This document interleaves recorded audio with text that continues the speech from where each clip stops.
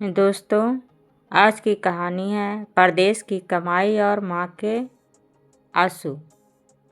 उत्तर प्रदेश के बलरामपट्टी गांव में रहने वाली वृद्ध माँ सरस्वती देवी हर सुबह अपने घर के दरवाजे से बाहर झांककर एक ही दिशा में देखा करती थी, जहाँ से उनका बेटा निर्मल कभी साइकिल चलाते हुए स्कूल जाया करता था और वही रास्ता उसे बड़े होकर परदेश तक ले गया, क्योंकि वह पढ़ाई में होशियार था और अपने परिवार की हालत सुधारने का सपना देखता था। इसलिए उसने मलेशिया की एक कंपनी में नौकरी पकड़ ली और घर से जाते समय उसने माँ के हाथ पकड़कर वादा किया था कि वह जल्दी लौटेगा, और माँ ने भी खुशी छिपाते हुए कहा था कि बेटा जितना आगे बढ़ेगा माँ उतनी ही दुआ देगी।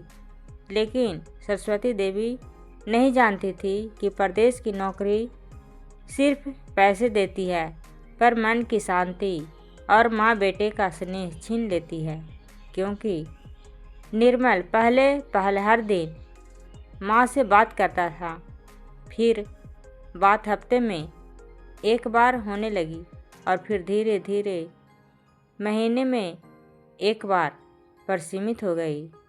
और सरस्वती देवी समझ नहीं पाती थी कि आखिर बच्चा इतना व्यस्त कैसे हो गया कि अपनी माँ से 2 मिनट भी बात न कर सके।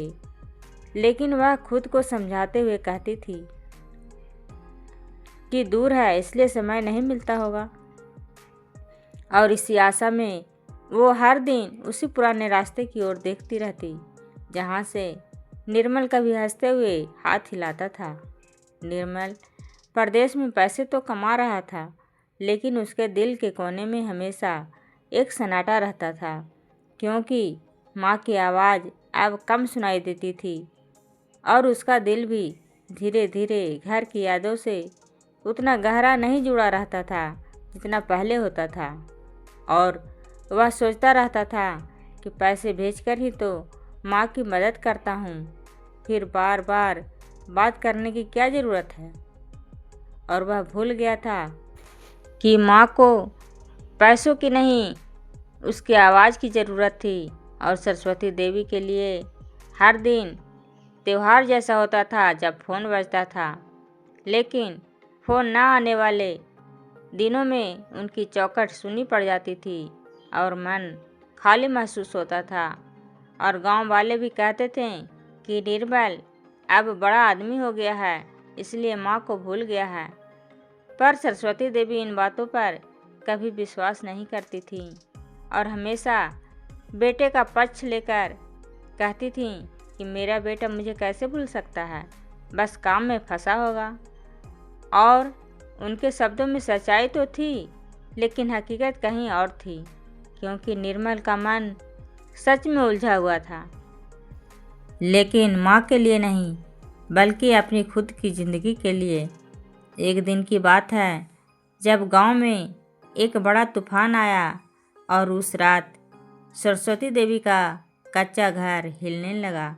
बारिश तेज होने लगी और घर की दीवारों में पानी घुसने लगा। सरस्वती देवी अकेली थी और उनका डर बढ़ता जा रहा था, लेकिन उन्होंने खुद को संभाली और कमरे के कोने में बैठकर भगवान से प्रार्थना करने लगी और मन ही मन कहती रही कि हे भगवान, मेरे बेटे को खुश रखना। और यह कहते कहते उनकी आंखों में आंसू बहने लगे, क्योंकि उन्हें पहली बार महसूस हुआ कि उम्र के इस पड़ाव पर अकेलापन कितना भारी होता है। और तूफान के गुजर जाने के बाद उनकी तबीयत और ख़राब हो गई, लेकिन उन्होंने फिर भी किसी को खबर नहीं की, क्योंकि उन्हें डर था कि लोग कहेंगे कि बेटा दूर है और माँ अकेली है। लेकिन गांव में ऐसी बातें छिपती कहाँ है। और जल्द ही बात निर्मल के पास पहुंच गई और उसने जल्दबाजी में माँ को कॉल किया और पूछा, माँ आप ठीक तो हैं? और माँ ने हमेशा की तरह झूठ बोलते हुए कही, मैं बिल्कुल ठीक हूँ बेटा, तू परेशान मत हो। और यह सुनकर निर्मल ने राहत की सांस ली, जबकि माँ ने अपने आंसुओं को पोंछते हुए फ़ोन रख दी, क्योंकि वह बेटे को बोझ नहीं बनाना चाहती थी। लेकिन किस्मत कब तक किसी का दर्द छुपाती है, क्योंकि अगले ही हफ्ते सरस्वती देवी को तेज बुखार हुआ और गांव के डॉक्टर ने कहा कि इनका ध्यान रखने वाला कोई चाहिए। और यही बात पड़ोसी ने निर्मल को बता दी, और यह सुनते ही निर्मल का दिल बैठ गया, क्योंकि उसने पहली बार महसूस किया कि उसकी दौड़ती ज़िंदगी में सबसे ज़रूरी क्या है। और उसने तुरंत टिकट करवाया और कई सालों बाद वह अपने गांव बलरामपट्टी लौटा।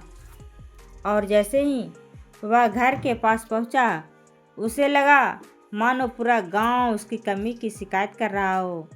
और जब उसने माँ को देखा तो उसका दिल भर आया, क्योंकि माँ पहले से ज़्यादा कमज़ोर और टूट चुकी थीं, लेकिन उसके चेहरे पर मुस्कान फिर भी थी।